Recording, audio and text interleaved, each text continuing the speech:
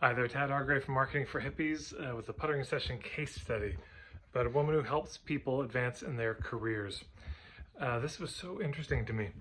So this is a woman who she lives in the UK, and she called me and said, I've been doing all this work on niching, and this is part of the trouble. People do so much of the work on niching and they end up with pages and pages of stuff.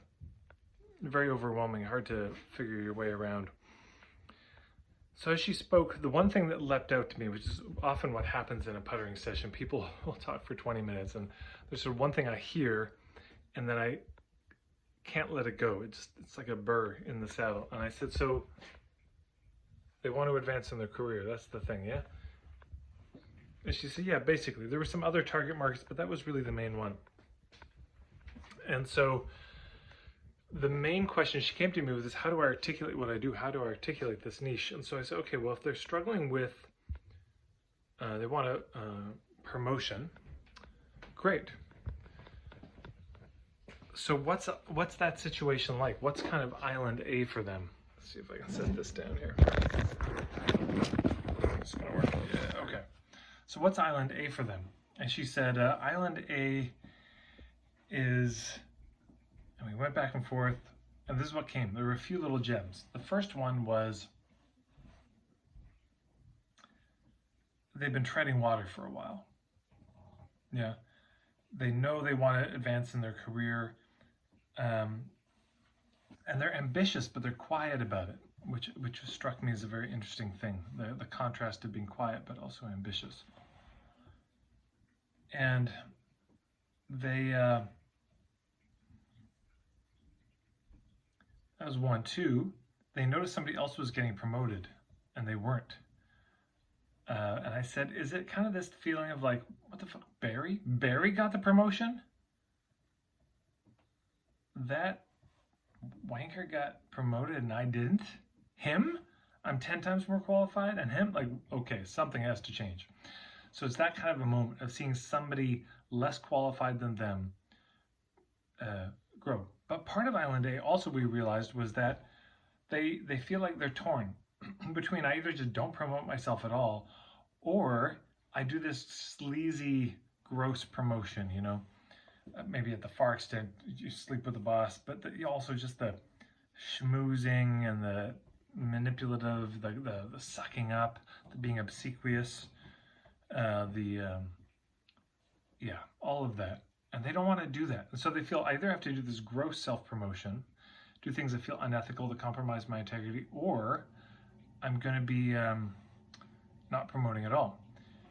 And so she's like, you know, there is such a thing as healthy promotion. There's a healthy sense of self-promotion that is sort of in the middle or a higher ground.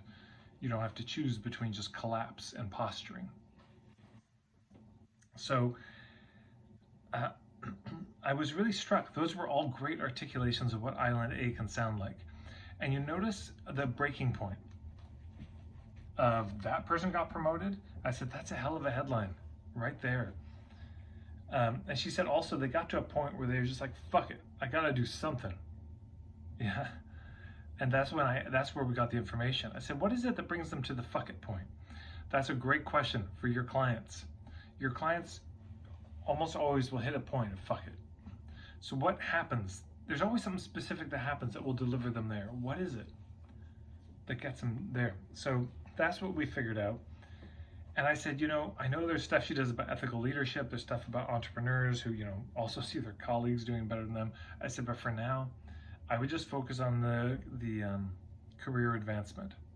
I would just really hone in on that. I would drill into that.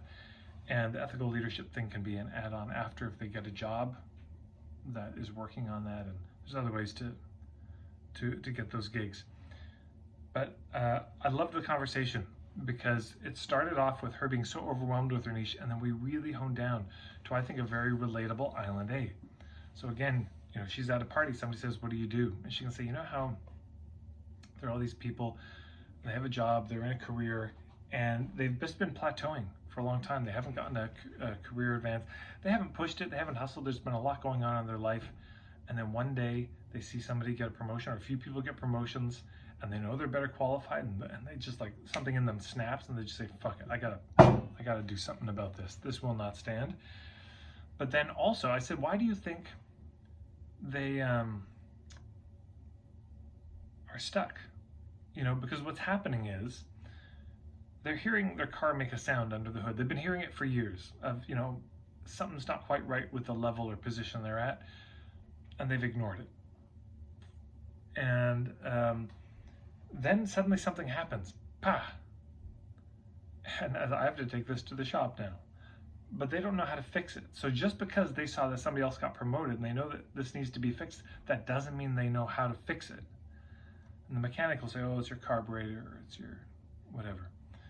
So I said, what do you think it is? And she had some great things. It's like, well, they just don't see their value and they don't know how to talk. We made a list of all the things. And this, in point of view, would call your map, all the elements that are needed for them to make the journey.